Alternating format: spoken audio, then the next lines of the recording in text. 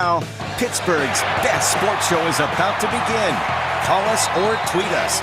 We got things to talk about on the Ireland Contracting Nightly Sports Call. All right, Ken, thanks very much. Good evening, everyone. It's a Monday night edition of the Ireland Contracting Nightly Sports Call right here on the Bordas and Bordas Hotline. It's 412-575-2600. Tweet us at KDPump, at Gene Collier. We're here taking your calls, your thoughts, your opinions about what's going on in sports. And today is a birthday.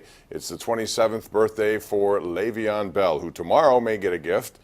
Maybe not. Depends on how he perceives it. If the Steelers decide to give him a franchise tag as a gift, transition tag, he may not like that. Then again, his gift ultimately for himself is to be totally free so he can move on. That's going to be the question this week that we try to figure out from the Steelers, who have that, as well as an Antonio Brown face-to-face at some point between ownership and Antonio Brown. That's on the docket tonight, as is the Penguins, who came off a split weekend, but some good news about it. Evgeny Malkin, this was really a breaking out weekend for him. His season's been more down than up, very erratic, inconsistent, and yet he put together 4 goals, and maybe the suspension got his attention, woke him up, poked the bear, whatever the case. They need him. They need that Evgeny Malkin if they're going to win. So we'll talk more about that, and also the Pirates that worked out in Pirate City, Bradenton, Florida. Rich Walsh has been our correspondent down there. We'll have more tonight at 11 o'clock with regarding the shortstop. Right now, we bring in Gene Collier, outstanding columnist with the Pittsburgh Post-Gazette. And I'm going to start with the Le'Veon Bell situation. Now, I hear conflicting reports that he may get tagged, he may not get tagged. What do you think is going to happen? Tag, it's it tag, you're tagged. I think he's going to get the transition tag, but I'm not really sure I understand why.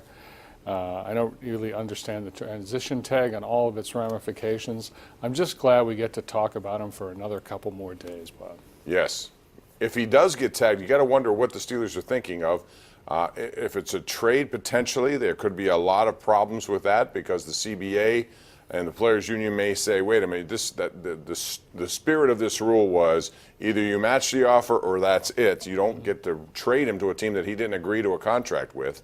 So that might be sticking. And the Steelers also risk losing compensation if they just let him go. The thing is, if you let him go right now, don't tag him, they're going to get a 3rd-round pick in 2020. Is that enough for him, or do you want more? And if so, how do you go get more? I think that's enough given everything that's gone on with him. Here's another guy you just can't count on.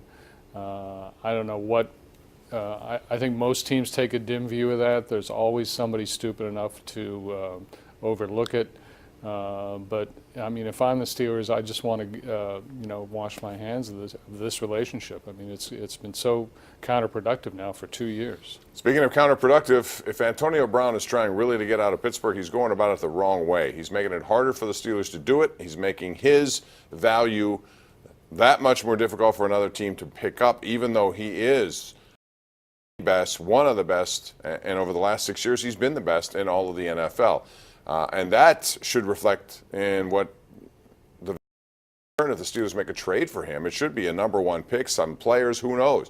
As it is right now, there's a mixed bag about what he might get. All it takes is one team who may want to step up and bring that production in. If you have a young quarterback on a first-year rookie contract who needs some support, somebody who can make him look better, Antonio Brown would be your man. So, Gene, is there a team like that out there? Yeah. And will there be a better market for him? I think there will be. I think ultimately somebody's going to be willing to give him, the Steelers, a 2nd-round pick, if not more than that.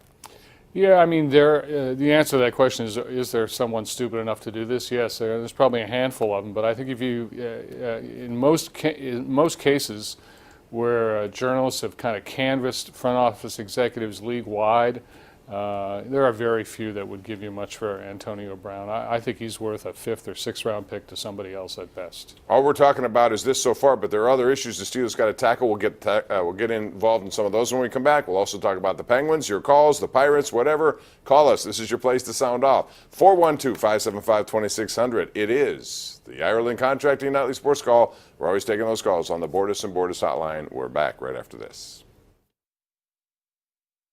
The Ireland Contracting Nightly Sports Call is brought to you by Ireland Contracting, celebrating 25 years as Pittsburgh's #1 home exterior expert in roofing, siding, windows, and gutters. Where